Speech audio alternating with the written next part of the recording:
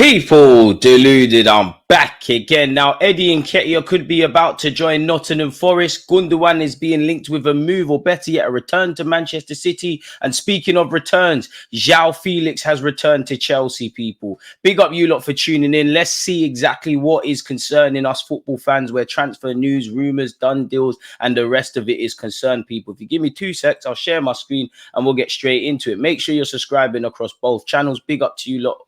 That's part of DG Sports Views. I might change the name to DGTV because somebody said that and it's got a good ring to it. Now, apparently Nottingham Forest are pursuing a deal to sign Eddie Nketiah from Arsenal, which to me, I do think Eddie Nketiah is given a harsh rep by Arsenal fans. Of course, when you've been blessed with Aubameyang, Alexis Sanchez, Dennis Bergkamp, Ian Wright, Thierry Henry, the list goes on. Eddie Nketiah is going to be a source of frustration. I don't think it's his fault. He hasn't put himself in this stature in the squad. He didn't give himself a new deal. He didn't hand himself the number 14. And I think his mentality is good. I think he's always tried. I just don't think he's good enough. And unfortunately, up until this season, really, we have kept players past their sell-by date. Apologies to Reece Nelson, Smith Rowe, Eddie Nketiah, and a bunch of others. This is music to my ears because many people criticized Edu for, Eddie Nketiah's move to Marseille not happening. Maybe this was an ace up his sleeve, but apparently Nottingham Forest are pursuing a deal to sign Eddie Nketiah, and they've made him their top target to strengthen in attack. Don't know if that could be said in the same sentence, but that's music to my ears because if he's your top target, you want to get it done.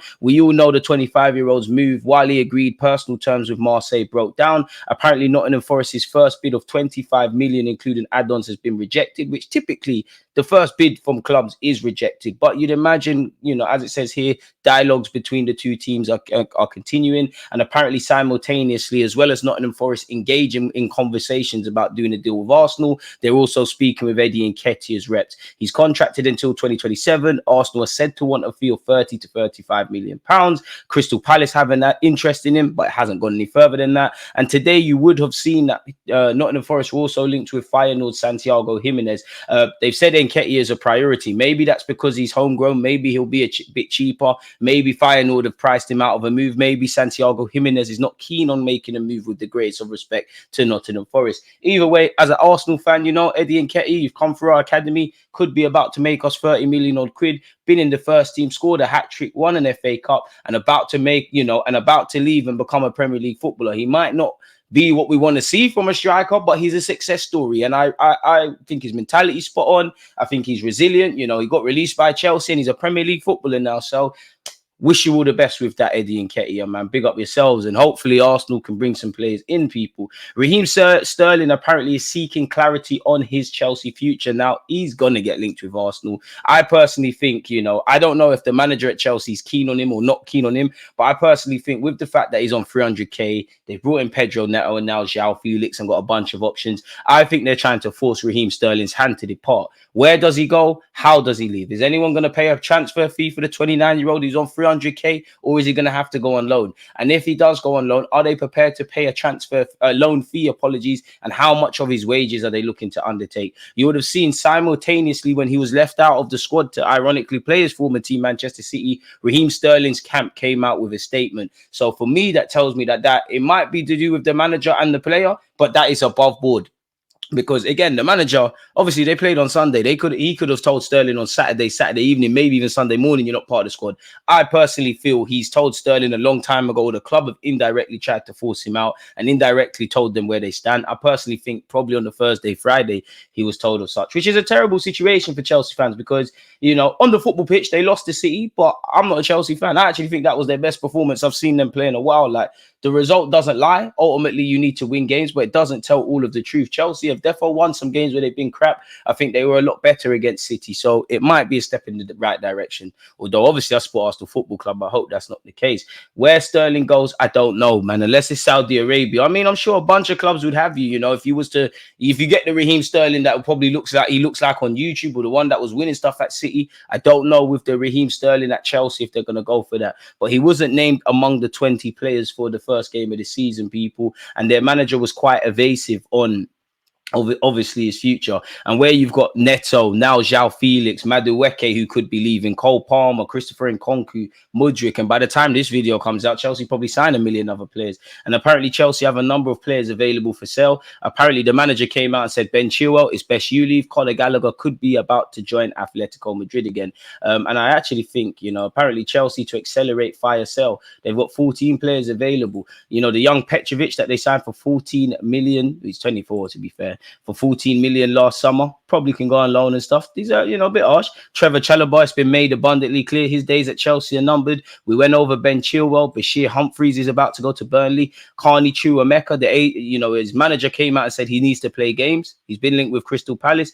Apparently, he's got an asking price of 20 million. I mean, I don't think he would regret joining Chelsea for the money he's earned and probably in theory what Chelsea are versus the reality. But one does wonder, had you stayed at Aston Villa with what they're doing now, where would you be? Conor Gallagher's been another one that's been made for sale. Krasnodar has been apparently offered as a make weight in potential deals where Osimhen's concerned. Tino Adjurin, people, feels like such a long time ago he made his debut. He's now 22 years of age and he needs to keep it moving. We've gone over Sterling. Apparently Angelo Gabriel could be going alone. Broja's been made available. We know that. Fofana and Lukaku, the same people. So we'll have to see exactly what's going on where Chelsea are concerned. Ivan Toney has a year left on his contract, been linked with a bunch of clubs. At one point, he was linked with Liverpool, Man United, Arsenal, Chelsea, and a bunch of others. So far, nobody's forthcoming with offers. Now, he could still leave, but it seems like the only offer he has right now is Saudi Arabia. And where you look at Raheem Sterling, Kivior, Jadon Sancho, a bunch of players that have been left out of the matchday squads in the first, game of a lot of leagues starting. Ivan Toney was left out of the Brentford game as well. So we'll have to see exactly what's going on, people. Thomas Frank spoke to the media and said, he has a good attitude and all of that stuff, but he was not part of the team, people. So there could be something. He said a lot of things are going on with Ivan. There's some transfer interest. He then said because of that, he's not in the squad. Ivan is a top player. We all know he's been a fantastic player for us for 4 years, but we showed last year we could cope without him. Fair enough, people. So that might be maybe saying, you know what, you're going to leave one day, I'm going to leave you out. Maybe that's a tactical decision. He bets on other players. Maybe there is a move that could be imminent. I'm not sure, people. Ivan Toney, as we know, has made it clear he wants to seek pastures new. And I'm sure you'd earn a lot of money in Saudi Arabia, but egg on face, really. You've been twerking to join a big club, and with a year left, don't seem like you're forthcoming with offers. Even Spurs were linked with you, and they've won and bought Solanke. And Solanke, I'm not saying Ivan Toney's better than him or worse than him, but Tony's probably some significantly cheaper without talking about wages. They didn't go for you, so who knows? He did all right in the minutes he got for England. So, yeah, man. And it seems like, forgive me if I'm wrong, Brentford actually signed a striker. So, yeah, man, United discussed him internally. Chelsea discussed him. Arsenal discussed him. And maybe there's nothing wrong with the player. They're just other priorities. But if all of these teams were interested and, last year you got a new agent and nobody's been forthcoming for offers, what is there that's wrong with Ivan Toney that the football world know that us casual fans don't? Keeping up the theme with Chelsea, they've agreed a deal to sign João Felix. Apparently, he has signed a 6-year contract with the option of 12 months. The 24-year-old, after an initial loan spell at Chelsea, then went off to Barcelona. He's now back, says David Ornstein, people. Leicester have ironically signed Oliver Skip at the time of making this vid. Spurs and Leicester are about to play each other. Spurs fans are probably laughing. And I mean, Leicester have got Harry Winks and Oliver Skip. Not exactly the midfield partnership that's going to keep you in the division. But best of luck to them. Do you want to buy Reece Nelson? We went over Crystal Palace looking at Chukwuemeka, people. He's a good player, just needs to stay fit and get some chances. We all know Eze, who scored a terrific goal and was, goal of the season contender with the first Premier League game of the season, ruled out by a VAR judge to have there have been a foul. I must admit, I was watching Brentford Palace and I was thinking, Eze, you need to sign for Arsenal. You off that left wing or you in midfield are just the luxury of you in the squad. We're laughing. His release clause has expired, which obviously helps Crystal Palace, makes it harder for City, Spurs or anyone else that's interested in him to price him away. Fulham have apparently matched Manchester United's asking price of 30 million for Scott McTominay, which is probably music to certain Manchester United fans' ears. Apparently, Brighton have made a formal bid for the Celtic midfielder Matt O'Reilly, people. Apparently, Chelsea and other clubs across Europe are interested in the Denmark international. Apparently, Brendan Rodgers has insisted Celtic do not need to sell the 23-year-old, who I'm sure is tempted by the laws of the Premier League, people, in that regard. This is all Arsenal stuff from another video. As I said, make sure you're following my both channels so you don't miss anything. Should we see what's being said if we didn't miss anything? We've went over Eddie Nketiah at Nottingham Forest. Bashir Humphreys is set to sign for Burnley with an obligation to buy. We've gone over Felix. We've gone over Skip. Gundogan to City, people. Apparently, Manchester City are interested in a reunion as his future at Barcelona is in doubt. And I mean, they haven't replaced him. So who better to replace the void than the man himself at 33 years of age? Man City are interested in a move for former midfielder Gundogan. The Athletic reported earlier today that Gundogan was exploring his options at Barcelona with interest in the 33-year-old from clubs in the Premier League, Turkey, Qatar and Saudi Arabia. He's under contract until 2026, people. Apparently, after he hit the appearance requirements last season to extend his 2-year deal by 12 months. Don't know why they want to get rid of Gundogan. Maybe they see him as dispensable. Maybe he's not favoured by his fellow German, Hansi Flick. Maybe, you know, Barcelona with their delicate financial situation see him as someone to move on. It seems like they've tried to get rid of you, Rafinha, De Jong, and they're just seeing who's got a market. With him, Ansu Fati, there's plenty of players. We've gone over Ivan Toney.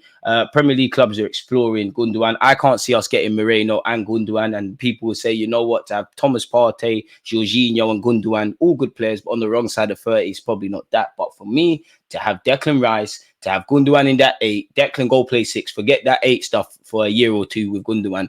Gundogan, Mikel Moreno, Thomas Partey, Declan Rice, and Jorginho taking on the El Nene kind of role, playing in certain games. I'm cool with that. That's definitely better than Kai Havertz moving in midfield. Big him up because he's doing his thing up front. And probably Fabio Vieira as well, people. So, yeah, shout out to Gundogan.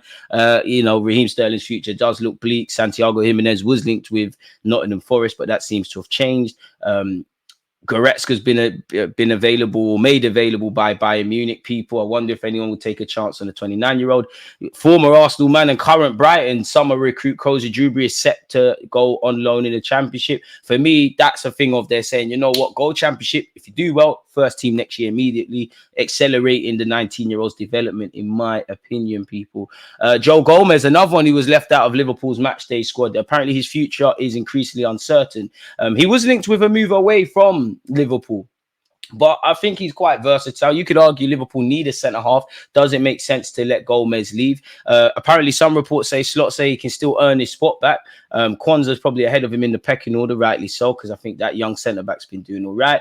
Panathinaikos are in talks with Man United over a deal for Pellissieri. Think the manager did him dirty in the Community Shield, playing him right back, if I'm honest with you. Once again, Saudi Arabian links to Ivan Toney still remain. And that seems to be everything at this moment in time. Indirectly, but Kivio has been linked with a move to in Italy and specifically Juventus. Fabrizio Romano has said that Juventus are apparently about to sign Kalulu from AC Milan. You know, both defenders. So if they get him, does that put to bed Kivio? And where does that place Inter Milan or anybody else? So there's a lot of work for many a club to do, people. But for now, you know, that's all we've got to discuss. Make sure you're following on both channels. You can rest assured if there's any news, views, opinions, and anything to go over, I'll get the vids out, you know, when the time's right. But for now, you lot stay safe, stay blessed. Let me know your thoughts. Peace. There's always just that active and defenders. I think it's like